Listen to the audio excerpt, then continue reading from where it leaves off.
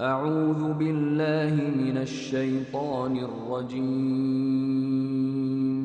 بسم الله الرحمن الرحيم. شبكة السلف الصالح تقدم. أما المفاسد فأولا من مفاسد ذلك أنه معصية لله ورسوله وانتهاك لحرمات الله وتعرض للعنة الله والملائكة والناس أجمعين، وأن لا يقبل من فاعله صرف ولا عدل.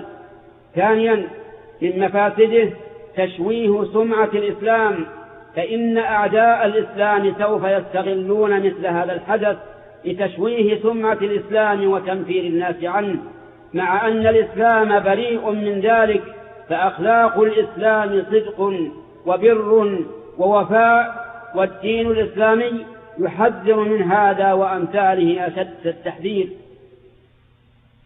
ثالثا من مفاسده أن الأصابع في الداخل والخارج سوف تشير إلى أن هذا من صنع الملتزمين بالإسلام.